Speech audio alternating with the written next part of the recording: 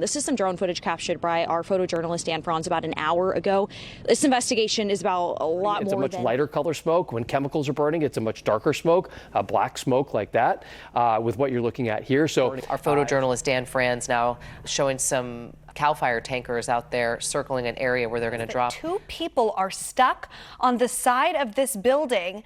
They are 8 stories up in the air. Crews are working to get them down after.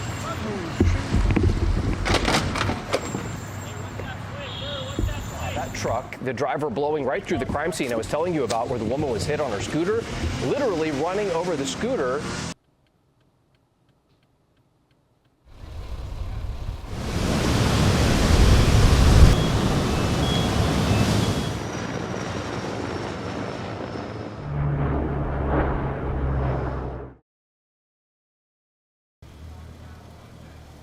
This dramatic arrest happened just outside Fox 40's front door. County governments throughout the Sierra foothills want to make sure people are prepared. Freight rail cars traveling eastbound derailing near. Last night's operation alone yielded 53 total arrests, according to Sheriff spokesman Sergeant Amar Gandhi. In one of the few remaining blue oak woodlands in the county. As well as the loss of oak trees, some of which, he says, are more than 250 years old. 2-7 fire along Vallecito Bluffs Road. We saw the remains of some cars. Flames ablaze. We'll never be divided. Tensions building, the rattling of gates. The lightning our cameras captured on the evening of this video evidence of the potential for a tornado to form is compelling. Be on the lookout for rainbows when the skies over the High Sierra change. I do all the software, I write all the code for our thrusters. The greatest, Hall of Famer Ricky Henderson.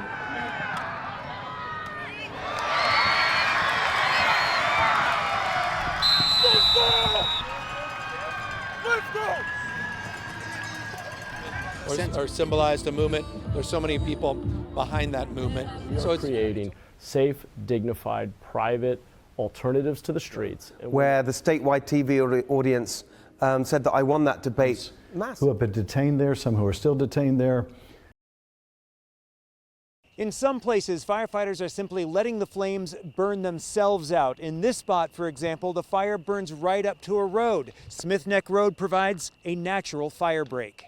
This is the current home for Hornets football. The stadium, located on campus, was originally built back in 1969.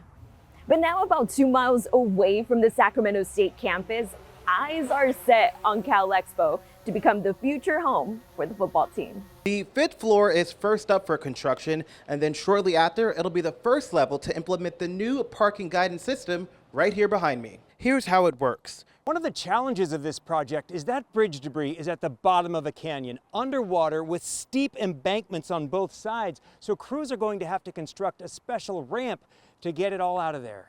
And here we are at about the 4,000-foot elevation. This poor little pine tree next to me has toppled over, and you can see that it's just weighed down by all this snow that we're seeing here in Pollock Pines. Standing 5 times taller than a freeway overpass, the iconic Milk Farm sign once presided over a thriving business. Inside the Dixon Historical Society Museum, you'll find a special exhibit dedicated to the Milk Farm.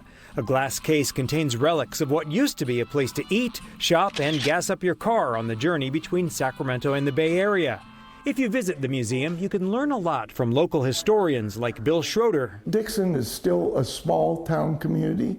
And Nelson Sparks. We are interested in recording and preserving what we can. The rich history of the Milk Farm spans from the 1920s to the 1980s. The lady that had it was excellent. She was Swedish, and she loved to make pies. And you could get all the milk you could drink for 10 cents.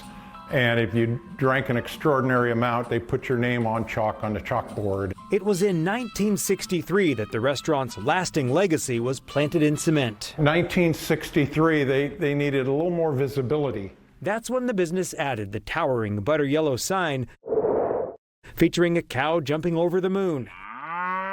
It was designed and built by the now defunct Electrical Products Corporation, or EPCO, makers of many iconic neon signs in the mid-20th century. It's 100 feet 5 inches tall, They put it up in 3 sections. Headlines from the Dixon Tribune in May of 1963 boasted California's tallest sign stands sentinel at Dixon's Gateway, and milk farm sign visible from 7 miles. There were students in the dorms, and Davis said that they could look out their window and see that sign. The restaurant eventually fell into disrepair and sadly closed in 1986. The building is gone, but the sign remains an icon, a beloved symbol of Dixon just off Interstate 80. Dixon identifies by it. People are used to seeing it as they go down the freeway, and I think people enjoy seeing things that they saw when they were a kid, and that everything is not gone. Dixon City Council member Jim Ernest is concerned about the condition of the sign. It's within his district, and it's not in good shape. Worn down by weather and neglect, this once proud beacon of good eggs and bacon is beginning to fall apart. I don't think it's a structure that's going to be able to stand without being maintained for much longer. Ernest and the Historical Society would like to see the sign restored and protected as a registered historic place. Preserved forever. We got to get it on the National Registry. But that requires the cooperation of the sign's owner. It's possible that the owner would feel that it's worth keeping too, we hope. So who is the owner? The Milk Farm property has been bought and sold a number of times since the restaurant closed. Various development ideas have been proposed and abandoned, but the property does have new owners. They purchased it near the end of last year. Solano County deed transfer documents identify the owners as 4G Holdings 17 LLC and SSB Dixon LLC. The names behind these companies are Steve Brar and Jay Gill. Fox 40 reached out to them about their plans for the Milk Farm property, and we did receive a reply from Mr. Brar. He says they are in the early stages of evaluating potential uses for the site, and they don't have anything definitive to share yet. He affirmed it's a distinctive location with a lot of visibility along I-80, and he said they're looking carefully at what might make the most sense there over the long term. And he said this: "We understand there's community interest in the history of the property and the sign, and we'll be taking that into account as we assess next steps." And so there is hope the new owners might restore the sign back to its neon glory and make it a centerpiece of their project. The Milk Farm reminds us that this was a big dairy town at one time, and I think people would like to keep that. So we as a city have some options of negotiating with the owner. We also have groups like the Historical Society that could join in and maybe work something out. We want to open all those lines of communication and see that there's a plan. As long as that sign stays there, preserved for life, yeah. The city of Dixon would be over the moon. In Solano County, covering local history that matters, Dennis Shanahan, Fox 40 News. My journey has been from mental illness to mental wellness. David Bartley doesn't shy away from talking about his darkest days, including the one in 2011 when he was standing on the Forest Hill Bridge planning to end his life. By that point, I was 48 years old. I had been living with crippling depression that was behind a forced smile and a distracting joke. A sheriff's deputy approached David on the bridge that day and saved his life with compassionate words. He looked at me and he said, "What can I do to help you feel supported right now?" And that began a journey for David into treatment and eventually wellness and a new vocation. But I was saved. I was saved by connection. David became a sought-after keynote speaker with an emphasis on mental health awareness and suicide prevention, though he has another name for it. Life preservation. But he was doing so much traveling, teaching others about life preservation, David acknowledges he neglected his own well-being. And at the end of 2023, he suffered a debilitating setback. I fell into a place of depression that I had never encountered before. It was worse than ever.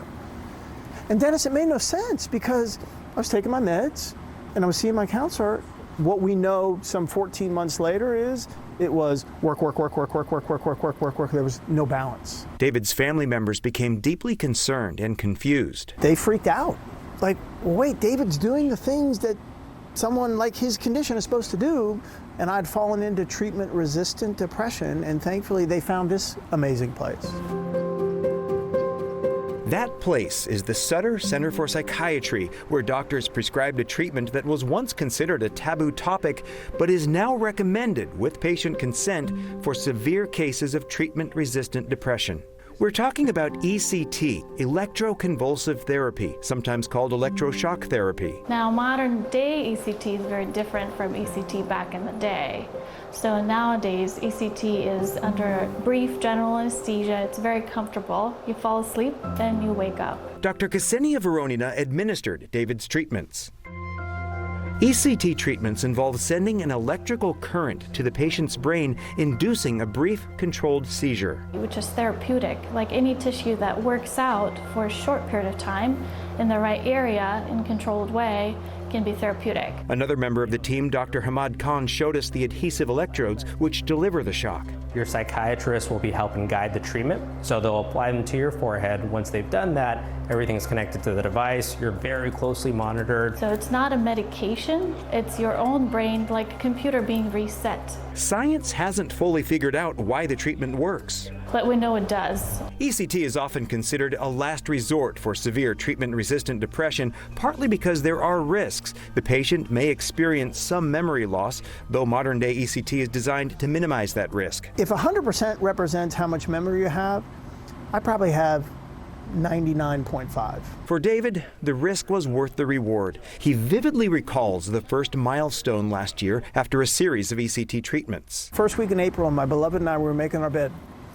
and all of a sudden she stopped. And she said, "You're back." And I'm like, "Really?" She says, "Yeah, you're back." He's back to public speaking, helping others realize their value, back to loving life. So I would say to my brother or sister who's suffering, what can I do to help you feel supported right now? And a lot of times it's just let me tell my story. And all we need to do is listen. And that's something else he says his care team at the center did. They listened and built a relationship with David. Seeing him now brings tears to their eyes. It's a lot about, how do we get you out of the acute crisis? Then how do we work together to make sure we've got this team, this infrastructure around you to help you stay better? So you get to really see the person in a new light. It's very inspiring, and we are so happy to have people like David to tell the story, because it's so powerful. Dr. Ozra Noberi is the center's chief medical officer. I just hope that people understand that there are people out there that they dedicate their lives to be able to acquire the knowledge and bring all the resources together to be able to provide that care for them. Before our conversation ended, David described another very recent milestone moment he shared with his wife. And I remember she said, "Is there ever going to be a time, if things get bad, that I don't have to worry?" And Dennis, because of this place here, because of the people that you've talked to, I looked at my wife and I said, "Sweetheart, what I know now in my heart of hearts, that there is nothing that could ever happen that would ever have me want to kill myself." And that's all because of you, everybody here. So, thank you.